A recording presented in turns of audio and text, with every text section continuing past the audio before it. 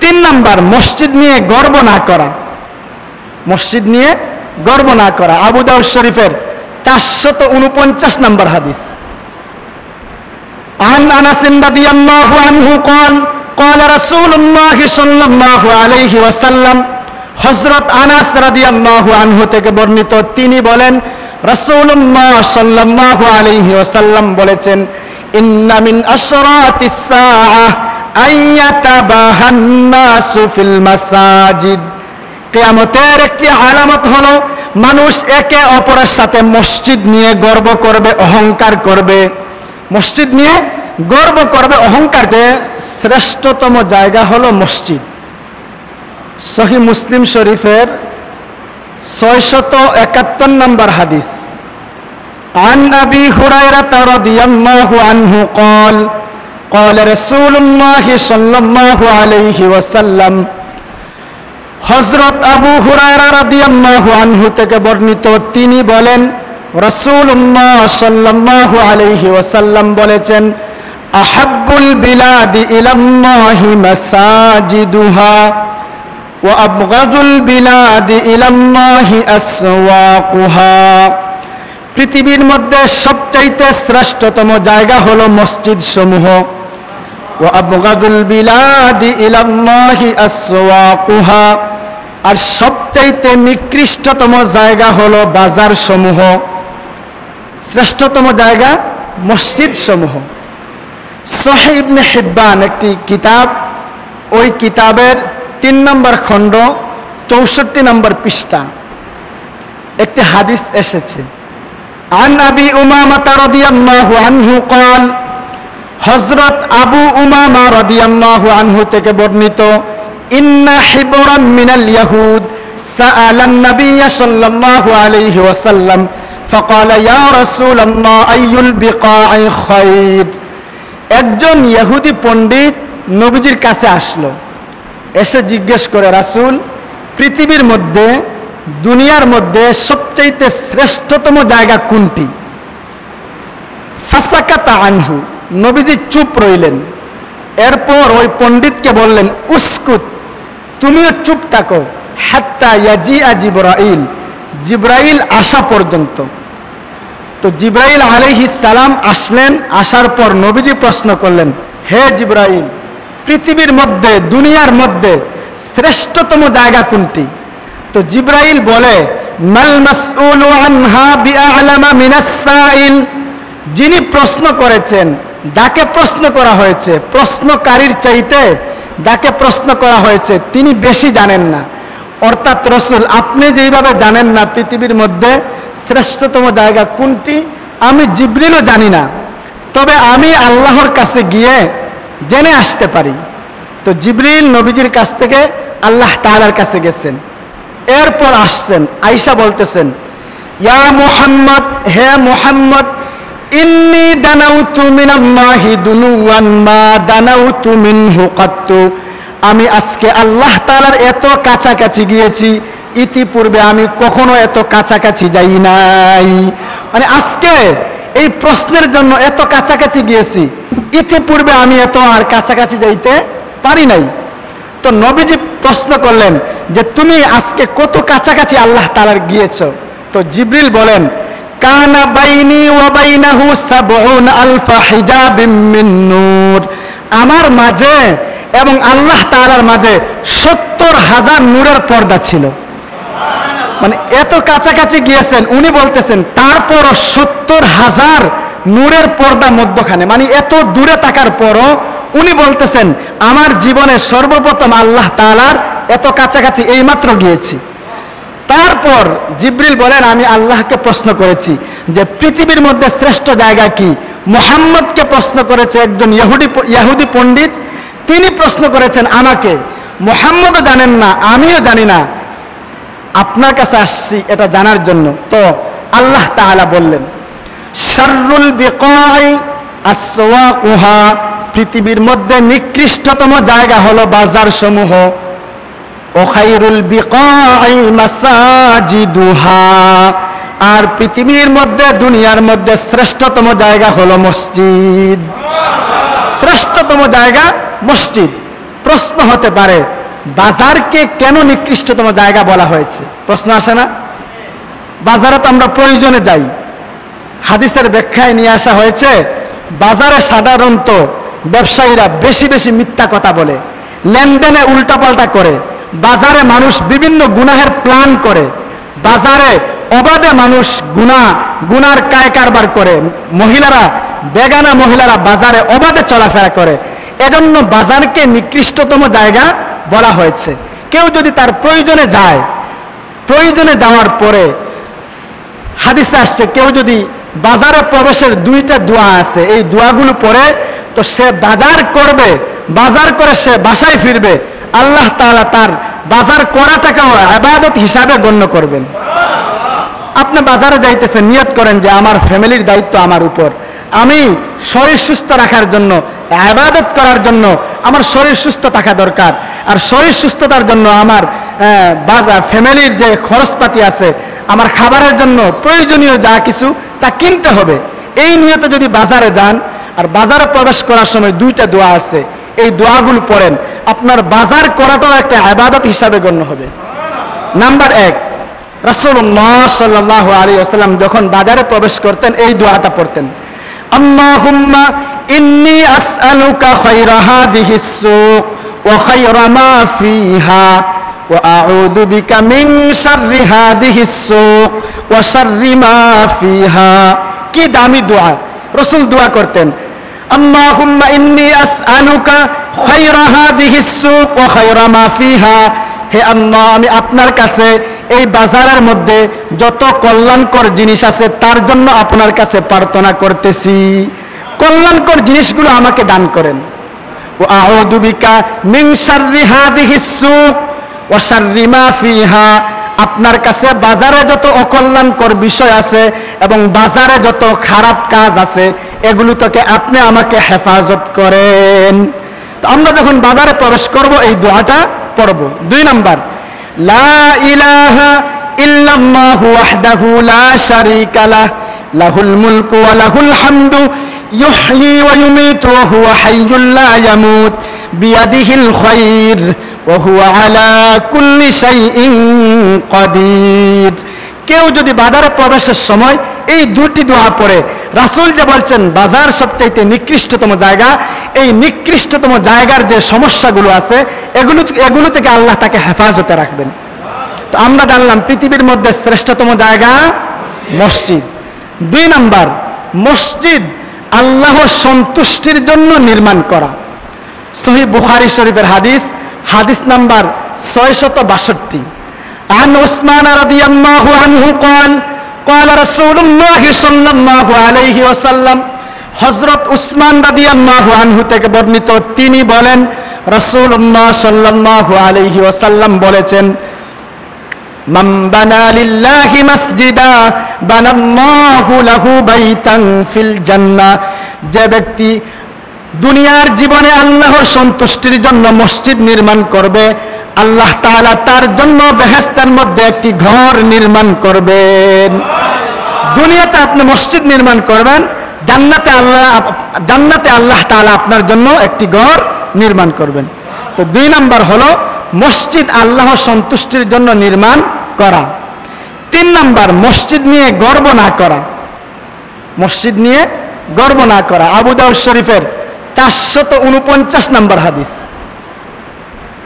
عن أنس رضي الله عنه قال قال رسول الله صلى الله عليه وسلم। হযরত আনাস রাদিয়াল্লাহু আনহু থেকে বর্ণিত, তিনি বলেন রাসূলুল্লাহ সাল্লাল্লাহু আলাইহি ওয়াসাল্লাম বলেছেন, ইন্না মিন আশরাতিস সাআহ আইয়াতাবাহান নাসু ফিল মাসাজিদ। কিয়ামতের একটি আলামত হলো মানুষ একে অপরের সাথে মসজিদ নিয়ে গর্ব করবে, অহংকার করবে। মসজিদ নিয়ে গর্ব করবে, অহংকার করবে। এক মহল্লার মসজিদ নির্মাণ করতে 1 কোটি টাকা ব্যয় হয়েছে, আরেক মহল্লার কমিটির লোকেরা প্ল্যান করে তাদের মসজিদের চাইতে আমাদের মসজিদ আরো সুন্দর করব, যাতে তার উপরে আমরা গর্ব করতে পারি। এই সময় এখন চলতেছে না? মসজিদ যদি কেউ এমনিই টাকা পয়সা আছে সুন্দর করে, সমস্যা না, কিন্তু অন্য মহল্লার সাথে টক্কর দেবে, অন্য মহল্লার লোকের সাথে উপরে সে গর্ব করবে, অহংকার করবে, এই নিয়তে মসজিদ নির্মাণ করা জায়েজ না। 3 নম্বর হলো মসজিদ নিয়ে গর্ব না করা। মুসনাদ আহমদ শরীফে একটা হাদিস আসছে, ক্বালা রাসূলুল্লাহ সাল্লাল্লাহু আলাইহি ওয়াসাল্লাম, আল্লাহর রাসূল বলেন, ইউশিকু আন ইয়াতিয়া আলান নাসি জামান লা ইয়াবকা মিনাল ইসলামি ইল্লা ইসমুহু ওয়া লা ইয়াবকা মিনাল কুরআনি ইল্লা রাসমুহু।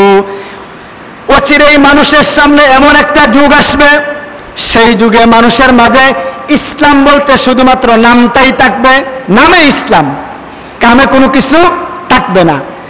এবং কোরআন মানুষের সামনে থাকবে, কোরআনের শুধু অক্ষরগুলো থাকবে, মানুষ কোরআন থেকে কিছুই শিখবে না। আপনারা দেখেন সমাজে 90% মানুষ কোরআন সহিশুদ্ধ তেলাওয়াত করতে পারে না। হাদিসের কথা এখন বাস্তবায়ন হইতেছে না। ইসলাম নামে মাত্র, যখন কোন ইসলামের বিষয় সামনে আসে আর সামাজিক কোনো বিষয় আসে, আমি তো বলি, মসজিদেও বলি যে ইসলাম একটা ধর্ম, বর্তমানে আমাদের সমাজও একটা ধর্ম হয়ে গেছে। যেমন বিয়ে শাদিতে কথার কথা, বিয়ে শাদির যখন মাসআলা আসে দেখবেন ইসলাম বলে বিয়ে শাদিতে গান বাজনা করা যাবে না, সমাজের লোকেরা বলে আরে গান বাজনা করলে কি হয়। তো দেখা যায় ভালো ফ্যামিলির মানুষও গান বাজনার আয়োজন করে। তাহলে ইসলামকে আমি বাদ দিয়ে সমাজকে গ্রহণ করলাম, এখন সমাজও একটা কেমন জানে আমাদের জন্য ধর্ম হয়ে গেছে ইসলাম ছেড়ে দিয়ে। তো রাসূল বলেন যে সমাজ এমন হবে, নামে ইসলাম থাকবে, কামে কিছু থাকবে না। নামে কোরআন থাকবে, কোরআনের অক্ষর দেখা যাবে, কেউ কোরআন বুঝবে না, সহিশুদ্ধভাবে শিখবে না। এখন এই যুগ চলতেছে। এরপর রাসূল বলেন, মাসাজিদুহুম আমিরাতুন ওয়া হিয়া খারাবুম মিনাল হুদা। মসজিদ সমূহ হবে কারুকার্যমণ্ডিত, অনেক সুন্দরভাবে সুসজ্জিত হবে, কিন্তু মসজিদগুলো হেদায়েত শূন্য থাকবে। মসজিদগুলো হেদায়েত শূন্য থাকবে, পুরা মসজিদ মানুষ ভর্তি থাকবে, কিন্তু আল্লাহকে খুশি করার জন্য খুলুসিয়তের সাথে একমাত্র আল্লাহর জন্য নামাজি খুব কম পাওয়া যাবে। এখন তো আমরা দেখা দেখা নামাজ পড়ি, কেউ বয়স হয়ে গেছে মসজিদে আসি, কেউ হজ করে আসছি, মসজিদে না আসলে কেমন কি একটা বিষয় আছে না। আমি মসজিদের দায়িত্বশীল, যদি জুমার নামাজটা না পড়ি তাহলে এরকমই চলতেছে। আমার কথা মনে হয় বেঠিক হবে না, আশা করি। তো রাসূল বলেন মসজিদগুলো অনেক সুন্দর হবে, কিন্তু মসজিদে নামাজি অনেক হবে, কিন্তু নামাজ আল্লাহর জন্য নামাজি খুব কম হবে। তো 3 নম্বর হলো মসজিদ নিয়ে গর্ব না করা। 4 নম্বর মসজিদে থুতু নিক্ষেপ না করা। অনেকে পান খাই, আমরা পান খায় মুখে পানের আপনার সুপারির কিছু থাকে, অথবা খাবার খাই আসি এরকম ইয়ে করে ফালাইয়া দিই, সাথে থুতু বের হয় না। অনেকে বিশেষ করে কিছু মুরব্বীরা, আপনাদের মসজিদে না বিভিন্ন জায়গায় দেখা যায়। সহিহ বুখারী শরীফের হাদিস 415 নম্বর হাদিস, আন আনাস রাদিয়াল্লাহু আনহু قال قال رسول الله صلى الله عليه وسلم। হযরত আনাস রাদিয়াল্লাহু আনহু থেকে বর্ণিত, তিনি বলেন রাসূলুল্লাহ সাল্লাল্লাহু আলাইহি ওয়াসাল্লাম বলেছেন, আল বুযাকু ফিল মসজিদি খাতিআ। মসজিদে থুতু নিক্ষেপ করা হলো অপরাধ, পাপ, অন্যায়। ও কাফফারাতুহা দাফনুহা। আর তার কাফফারা হলো মসজিদ থেকে থুতু সরিয়ে ফেলা, মসজিদ থেকে থুতু অন্য নির্দিষ্ট কোনো জায়গায় ফেলা। 4 নম্বর হলো মসজিদে থুতু নিক্ষেপ না করা। 5 নম্বর মসজিদ থেকে কষ্টদায়ক জিনিস সরিয়ে ফেলা। ইবনে মাজাহ একটি হাদিসের কিতাব 757 নম্বর হাদিস, عن أبي سعيد الخدري رضي الله عنه قال قال رسول الله صلى الله عليه وسلم। হযরত আবু সাঈদ খুদরি রাদিয়াল্লাহু আনহু থেকে বর্ণিত, তিনি বলেন রাসূলুল্লাহ সাল্লাল্লাহু আলাইহি ওয়াসাল্লাম বলেছেন, মান আখরাজা আদাম মিনাল মসজিদ। যে ব্যক্তি মসজিদ থেকে কষ্টদায়ক জিনিস সরিয়ে ফেলবে, বানাল্লাহু লাহু বাইতান ফিল জান্নাহ। আল্লাহ তাআলা ওই ব্যক্তির জন্য জান্নাতে একটি ঘর নির্মাণ করবেন। আপনি মসজিদে আসছেন, দেখতেছেন একটু টিস্যু পড়ে আছে, কারো একটা দাড়ি পড়ে আছে, হালকা একটু ময়লা পড়ে আছে, টিকটিকির বিষটা পড়ে আছে।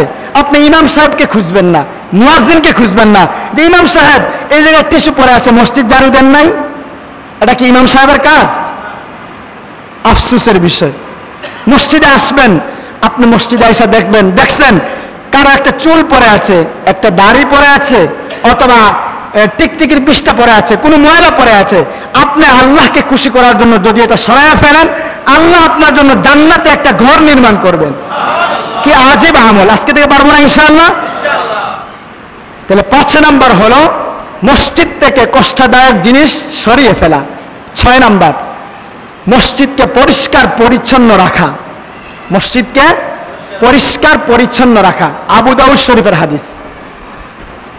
আন আয়েশা রাদিয়াল্লাহু আনহা ক্বালাত, হযরত আয়েশা রাদিয়াল্লাহু আনহা থেকে বর্ণিত, তিনি বলেন, আমার রাসূলুল্লাহ সাল্লাল্লাহু আলাইহি ওয়াসাল্লাম বিবিনাইল মসজিদি ফিদ্দুর, নবীজি আমাদেরকে আদেশ করেছেন আমরা যেন প্রত্যেক মহল্লায় মহল্লায় মসজিদ নির্মাণ করি।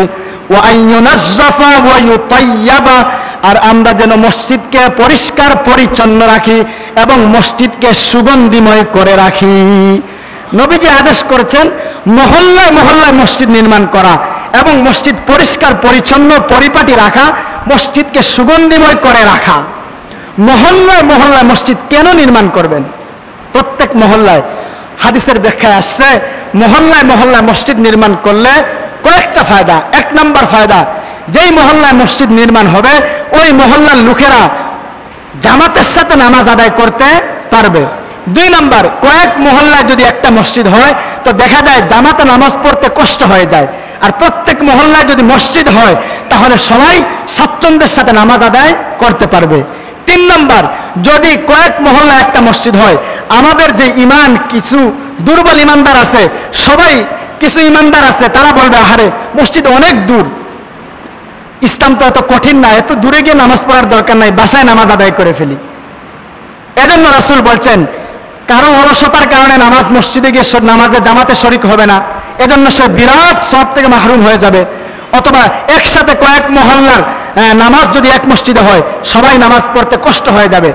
আর প্রত্যেক মহল্লায় যদি মসজিদ হয়, কমসে কম মহল্লার আশপাশ যারা আছে, মুরব্বী হোক যুবক হোক, তার মাথায় আসবে মসজিদ তো কাছে আছে, কষ্ট করে নামাজটা আদায় করে নেই। এজন্য রাসূল বলেছেন প্রত্যেক মহল্লায় মহল্লায় মসজিদ নির্মাণ করা। 7 নাম্বার, মসজিদে দুনিয়াবি কথাবার্তা না বলা। শুআবুল ঈমান একটি কিতাব, ওই কিতাবের 2701 নম্বর হাদিস, হাসান রাহিমাহুল্লাহ এই হাদিস বর্ণনা করেছেন। ক্বালা রাসূলুল্লাহ সাল্লাল্লাহু আলাইহি ওয়াসাল্লাম, আল্লাহর রাসূল বলেন, ইয়াতি আলান নাসি জামানুন, অচিরেই মানুষের সামনে এমন একটা যুগ আসবে, অচিরেই মানুষের সামনে এমন একটা যুগ আসবে, ইয়াকুনু হাদিসুহুম ফি মাসাজিদিহিম ফি আমরি দুনিয়াহুম, মসজিদে আইসা মানুষেরা তাদের দুনিয়াবি কথাবার্তা বলা শুরু করবে। মসজিদে আইসা দুনিয়াবি কথাবার্তা শুরু করবে। রাসূল বলেন, ফালা তুজালিসুহুম, তোমরা এই সমস্ত লোকদের মজলিসে বসবা না। ফালাইসা লিল্লাহি ফীহিম হাজা, এই সমস্ত লোকদের আল্লাহ তাআলার কোনো প্রয়োজন নেই।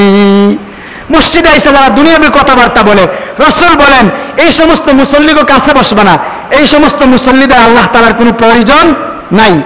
ইবনুল হুমাম রাহিমাহুল্লাহ এই হাদিসের ব্যাখ্যায় বলেন যে আল কালামুল মুবাহু ফিল মসজিদি ইউকরাহু ইয়াকুলুল হাসানাত, মসজিদের ভিতরে দুনিয়াবি কথাবার্তা বলা, বৈধ কথাবার্তা বলাও ঠিক না। কারণ কেউ যদি মসজিদে দুনিয়াবি কথাবার্তা বলে তার নেক আমল সমূহ ধ্বংস হয়ে যায়। হ্যাঁ, মসজিদ সংক্রান্ত যদি মসজিদ কমিটি বসে বা ইমাম সাহেব বসে প্রয়োজনীয় মসজিদ সংক্রান্ত কোনো বিষয়ে আলোচনা করে, এতে কোনো সমস্যা নাই। কিন্তু আপনার দুনিয়াবি ব্যবসা বাণিজ্য সব নিয়ে মসজিদে আসছেন, আইসা 2 জন বৈশা শুরু করছেন, এটা জায়েজ না, নেক আমল আস্তে আস্তে শেষ হয়ে যাবে। তো 7 নাম্বার হলো মসজিদে এসে দুনিয়াবি কথাবার্তা বলা যাবে না। 8 নাম্বার, তাহলে প্রশ্ন হলো মসজিদে এসে কি করব? সকালে আমার সাথে বলেন, মসজিদে এসে 3 কাজের কোনো এক কাজ করব। বলেন, মসজিদে এসে 3 কাজের কোনো এক কাজ করব। নাম্বার 1 জিকির করব, নাম্বার 2 নামাজ পড়ব, নাম্বার 3 কুরআন তেলাওয়াত করব। জিকির করব, নামাজ পড়ব, কোরআন তেলাওয়াত করব। জিকির করব, নামাজ পড়ব, কোরআন তেলাওয়াত করব। বলেন তো কি বলছি? মসজিদ কিসের জন্য তৈরি করা হয়েছে? ইবাদতের জন্য। এই 3 ইবাদতের সাথে আমরা থাকবো। 1 নাম্বার, 2 নাম্বার, 3 নাম্বার। এখন হাদিস শুনেন, সহিহ মুসলিম শরীফের হাদিস 607